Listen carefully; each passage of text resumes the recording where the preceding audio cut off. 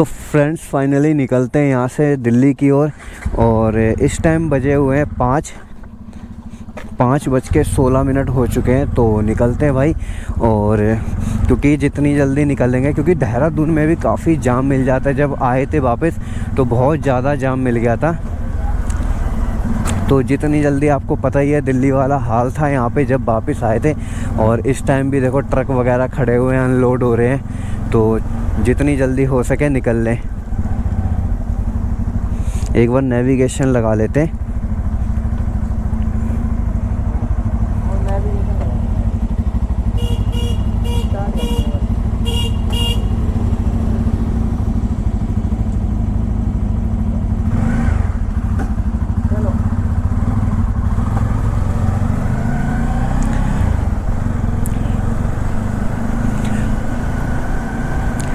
जय बजरंगबली की, खाटू श्याम की जय। हमारी यात्रा मंगलमय हो खाटू श्याम जी,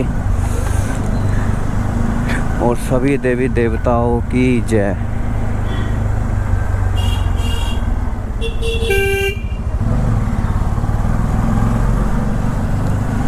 तो भाई काफ़ी इन्जॉय करने के बाद फिर से निकल रहे हैं दिल्ली की ओर। और काफ़ी इन्जॉय भी करा, एडवेंचर भी करे।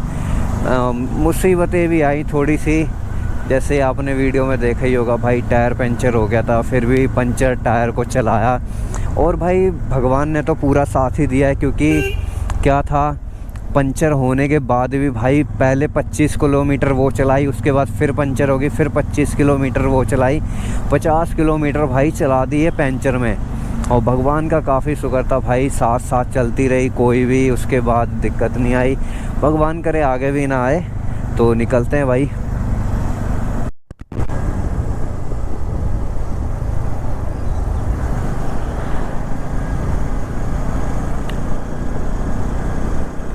तो भाई देहरादून से निकल के अभी 15-20 किलोमीटर कवर कर लिए।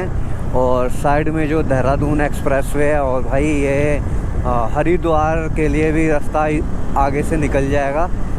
तो भाई चल रहे हैं। और मॉर्निंग भाई बहुत ही सुहानी मॉर्निंग है। और भाई इस रूट पे ट्रक वगैरह काफ़ी ज़्यादा आ रहे हैं और वन वे है। तो चल रहे हैं भाई।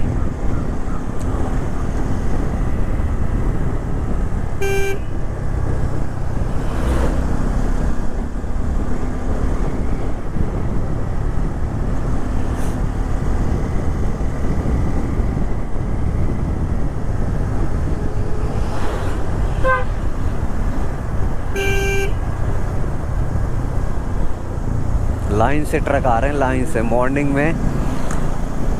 और भाई तो दोस्तों भाई अपने लेफ़्ट हैंड में देख सकते हैं हो चुका है सनराइज़। और भाई काफ़ी ठंडी ठंडी हवा चल रही है। और भाई राइड के भी काफ़ी मज़े आ रहे हैं। और भाई चल रहे हैं आगे से राइट लेना है हमने। यहाँ कहाँ जाएंगे हैं? निकालेगा पता नहीं कहाँ कहाँ से ले जा रहा है ये।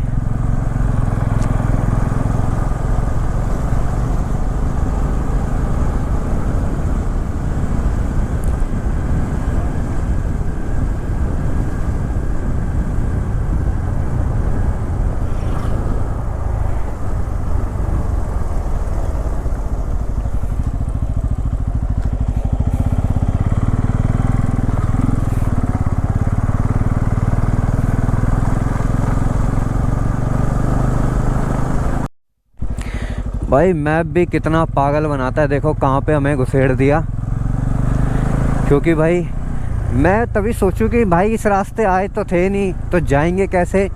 तो भाई एक दिमाग में ये भी आता ना जब नेविगेशन के भरोसे चलता है कि भाई आगे जाके कहीं ना कहीं निकालेगा।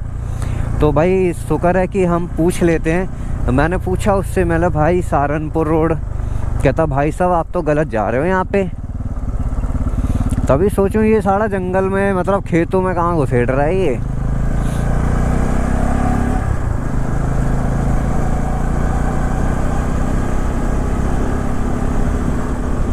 बताओ देखो कैसी ऐसी जगह घुसेड़ रखी है।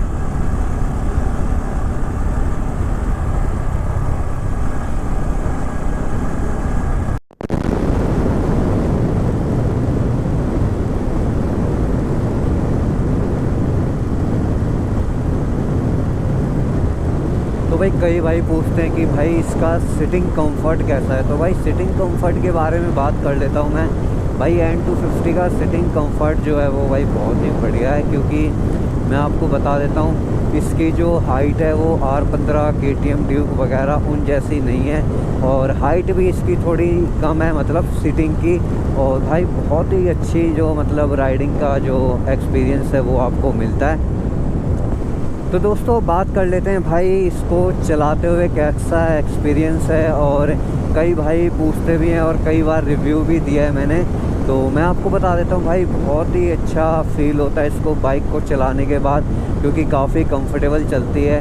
हाँ, एक चीज़ की कमी इसमें होती है, जैसे कि मैं आपको बता देता हूँ और पहले भी कई बार बताया कि छठे गियर की कमी होती है। और भाई कंफर्ट के मामले में, बैठने सिटिंग के कंफर्ट के मामले में अगर मैं बता दूँ तो भाई सिटिंग का कंफर्ट बहुत ही बढ़िया है, क्योंकि आप देख सकते हैं जैसे तरुण भाई बैठे हुए काफ़ी आराम से चला रहे हैं। इस टाइप से अगर आप जैसे कई सारी बाइकें हैं इसके मुकाबले, जैसे कि R15 होगी और ड्यूक हो गई, और मतलब काफ़ी सारी ऐसी बाइकें हैं जो मतलब ऐसा कंफर्ट नहीं दे पाती हैं और इतना लॉन्ग ड्राइव नहीं करा सकती, क्योंकि हम रेस्ट बहुत कम करते हैं। जैसे कि आपको मैंने बताया था वेडनेसडे को निकले थे, वाटरफॉल भी गए वेडनेसडे को, और वाटरफॉल जाने के बाद नेक्स्ट डे फिर मोइला टॉप भी गए। मोइला टॉप जाने के बाद फिर देहरादून आए डायरेक्ट वहीं से, जैसे कि आपने वीडियो देखी, और अगर नहीं देखी तो भाई देखो जाके। डायरेक्ट मोइला टॉप से फिर देहरादून आए, देहरादून से अब दिल्ली की ओर जा रहे हैं। मतलब इतने मतलब आप समझ सकते हैं कि भाई कोई कंफर्ट बाइक है तभी हम इतना कर रहे हैं, और अगर कंफर्ट बाइक नहीं होती तो भाई कमर की बैंड बच जाती। और मेन क्या रहता है भाई कि इसमें आपकी कमर भी नहीं दुखेगी बिल्कुल भी। अगर इस बाइक को आप राइड करते हैं 200-300 किलोमीटर तो नॉन स्टॉप कर सकते हैं आप, मैं अगर आपको बता दूं। और हम नॉन स्टॉप ही करते हैं, जैसे कि आपको पता है भाई, कहीं अगर 5 मिनट के लिए पानी पीने के लिए रुके तो ठीक है, नहीं तो नॉन स्टॉप करते हैं राइड अपनी। तो भाई चलते हैं, और काफ़ी अच्छा एक्सपीरियंस है इस बाइक को लेके। बाकी जो छोटी मोटी प्रॉब्लम है भाई, किसी में कुछ मिलता है किसी में कुछ मिलता है, तो फिर अगर छोटी छोटी चीज़ें देखोगे तो भाई वो नहीं। और वैसे मैं आपको बता देता हूँ कि जो हैंडल है, हैंडल भी इसका थोड़ा सा अगर ऊंचा होता ना तो ठीक था, बाकी अभी भी कोई कमी नहीं है जैसे कि मैंने बताया, क्योंकि अगर थोड़ा ऊंचा होता तो भाई और सीधा हो सकते थे हम, तो कमर में और भी रिलीफ मिलता। बाकी अभी भी काफ़ी रिलीफ है, क्योंकि 200-200 किलोमीटर हम चला लेते हैं, कोई भी पता नहीं लगता कि भाई कितना किलोमीटर बाइक चला दी हमने। तो भाई मतलब कंफर्ट के मामले में अगर कहें इस बाइक का तो भाई काफ़ी अच्छा है।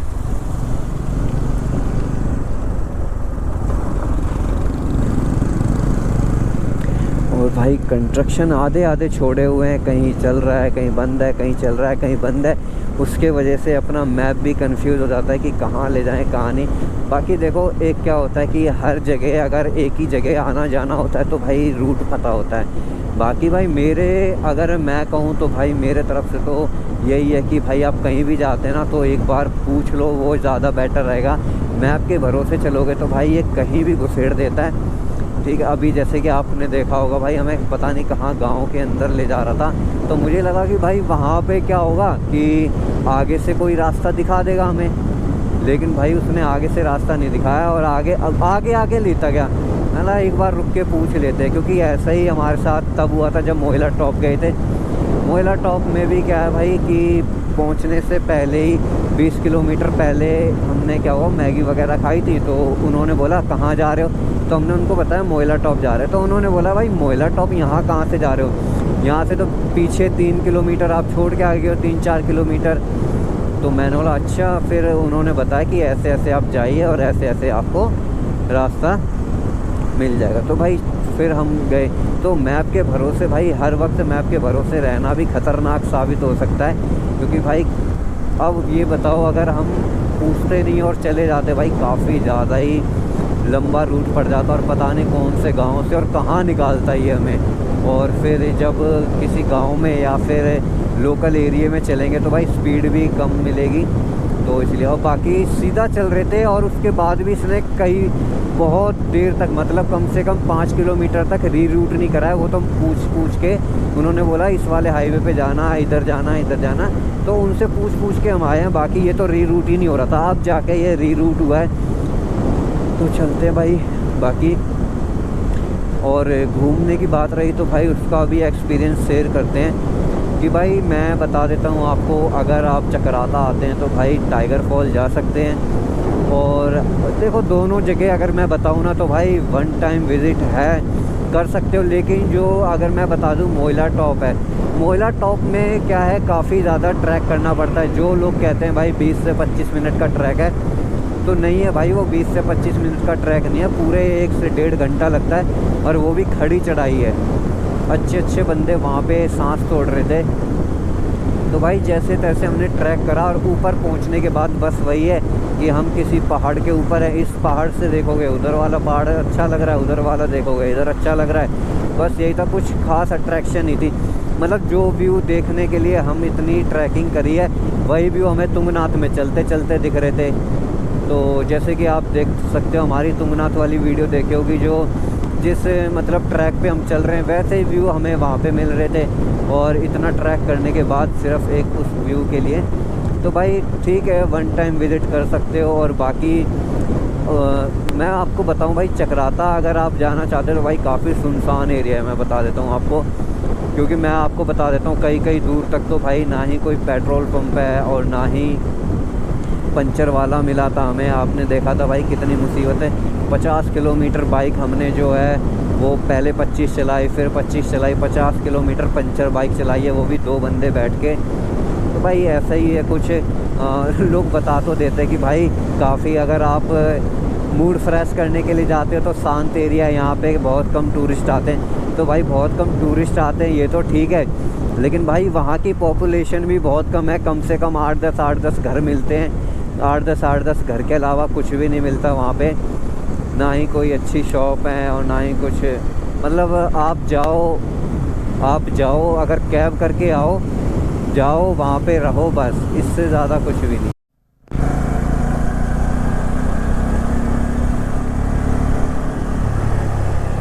तो भाई ये पुष्पा कहाँ जा रहा है ये? दोस्तों पुष्पा की लकड़ियाँ मिल गई।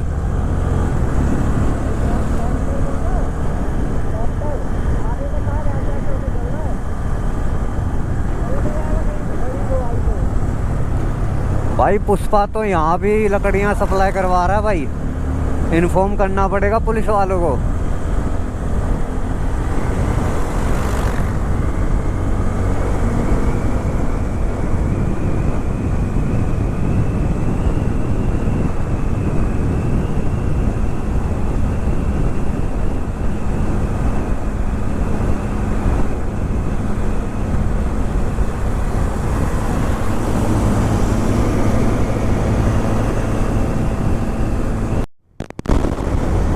तो भाई इस टाइम चल रहे हम सहारनपुर हाईवे पे, और यहाँ से दिल्ली बची हुई है 40 से 50 किलोमीटर। और मतलब अभी टाइम लगने वाला पूरा 1.25 घंटा, क्योंकि भाई वहाँ से अभी तरुण भाई को मतलब बोलेंगे भाई वहाँ से बाय, और फिर अपने तरुण भाई जाएंगे फरीदाबाद, हम जाएंगे दिल्ली। तो यहाँ से बची हुई है 40 किलोमीटर दिल्ली। तो देखते हैं भाई क्या रहता है, और होप करते हैं भाई 10 बजे तक तो पहुंच ही जाएंगे, जैसे कि टाइम दिखा रहा है 10 नहीं तो 10:30 बजे तक हम लोग पहुंच जाएंगे। तो भाई दिल्ली रह गए यहाँ से अब सिर्फ 23 किलोमीटर, जो कि मैं आपको बता देता हूँ, अगर मैं अपना घर देखूँ तो टोटल रह गया 51 किलोमीटर। तो भाई चलते हैं, तरुण भाई को यहीं से बाय बोलते हैं, क्योंकि तरुण भाई जाएंगे फरीदाबाद, और दिल्ली और फरीदाबाद का दोनों का रूट अलग अलग होता है। तो भाई यहीं पे बाय बोल देते हैं तरुण भाई को। भाई बहुत बढ़िया लगा राइड करके, नेक्स्ट राइड जल्दी करेंगे। और कोई भी भाई बात बुरी लगी हो तो भाई सॉरी उसके लिए। तो चलते हैं फिर, लेट्स गो, स्टार्ट करते हैं। तो चलते हैं भाई फिर अपने अपने मंजिल की ओर, अपने अपने घर की ओर। तो तरुण भाई अभी पीछे आ रहे हैं, बाकी अभी थोड़ी दूर तक तो साथ ही चलेंगे, मतलब जब तक अपने अपने डिवाइडर नहीं आ जाते हैं, क्योंकि अभी यही वाला रूट है, ये 11 किलोमीटर का है, तो इस पे तो साथ ही साथ चलना है।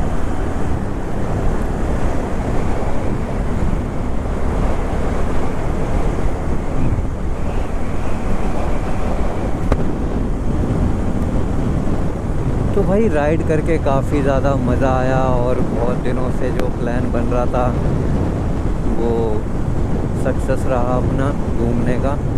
और बाकी भाई जगह मैं बता दूं, जो इस हर बार हम जगह एक्सप्लोर करते हैं वो बहुत अच्छी होती हैं। इस बार मैं वीडियो में बस एक ही बार बोल रहा हूँ कि भाई वन टाइम विज़िट है वो, उसके अलावा ऐसा कोई वो नहीं है कि हाँ भाई बार बार जा सके। और मतलब जिसको मतलब एक अंदर से चाह होती है कि भाई हाँ जाना है, वो जा सकता है। बाकी वैसा मैंने आपको बता ही दिया सारा कुछ वीडियो में कि भाई ऐसा कुछ भी नहीं है जो एकदम ख़ास हो, मतलब जिसको देख के दिल खुश हो और मुंह से निकले वाओ, तो ऐसा कुछ भी नहीं था। तो चलते हैं फिर भाई।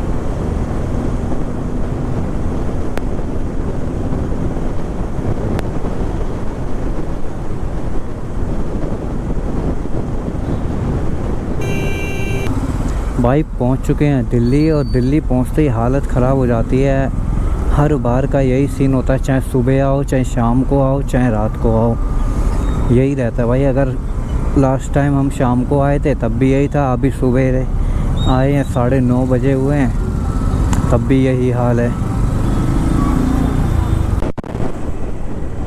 भाई ये लगा हुआ है जाम गंदा वाला आगे से, और भाई इतना गंदा जाम लगा है, और क्यों लगा हुआ है वो भी मैं बता देता हूँ। आगे बहुत सारे गड्ढे रखे हैं तो पुलिस वाले लेबर से वो गड्ढे भरवा रहे हैं। सड़क ही सही करवाओ ना, उस पर गड्ढे भरवा के क्या करोगे, मट्टी डाल रहे हैं, मट्टी थोड़ी टिकेगी।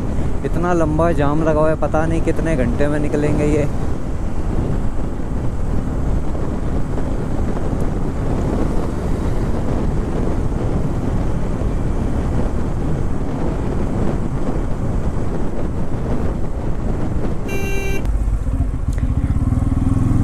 तो फाइनली दोस्तों पहुंच चुके हैं घर, और टाइम हो गया है 11:30।